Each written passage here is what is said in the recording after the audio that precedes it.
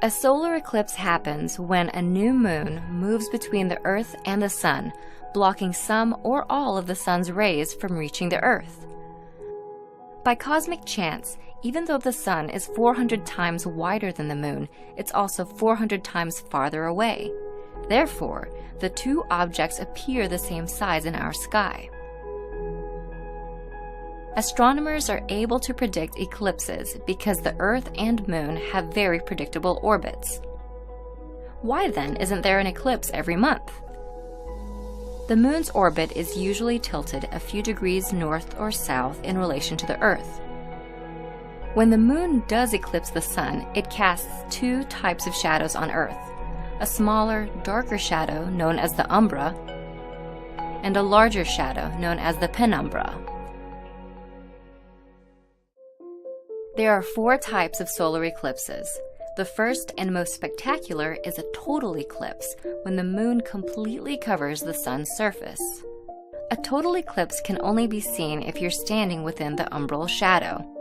That's why the imaginary line created by this shadow as it races across Earth is known as the path of totality. People within the penumbral shadow see only a partial eclipse, the second type. From this view, outside the path of totality, the Moon passes in front of the Sun off-center, never fully covering its surface. Third, an annular eclipse occurs when the Moon passes directly in front of the Sun. However, unlike a total eclipse, the Moon appears too small to fully cover the Sun. The Moon's orbit is elliptical, so sometimes it's closer to Earth and sometimes it's farther away. Last, a hybrid eclipse is when the Moon's position between the Earth and Sun is so finely balanced that the curvature of the Earth plays a role.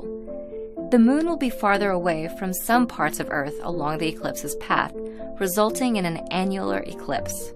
In other parts, the Moon will be just close enough to fully cover the Sun, resulting in a total eclipse. While a total solar eclipse happens somewhere on Earth every year or two, any given point on Earth experiences the event only about once every 400 years. Fortunately, there are ways to enjoy an eclipse safely. The easiest is to use certified eclipse-watching glasses, which are shaded thousands of times darker than typical sunglasses. You can also look at the eclipse indirectly by making a pinhole viewer. Simply poke a small hole in a piece of cardboard. Hold the cardboard up to the Sun, allowing the Sun's image to be projected onto a flat surface. Be sure to look only at the surface and not through the cardboard. Just before the Moon completely covers the Sun, low-lying valleys on the Moon's edge will be the only spots that sunlight continues to pass through. These remaining brilliant shafts of light, known as Bailey's beads, will disappear one after another. And finally, a single bead of light remains, known as the diamond ring, signaling that you're just seconds away from experiencing totality. Once the last bead disappears, and the Moon completely covers the Sun's surface, the view through your eclipse glasses will be pitch black. Totality achieved. At this point, none of the Sun's rays are reaching your eyes, and it's the only time that it's safe to take off your glasses. Remember to put your eclipse glasses back on before any of the Sun's rays start to peek through again.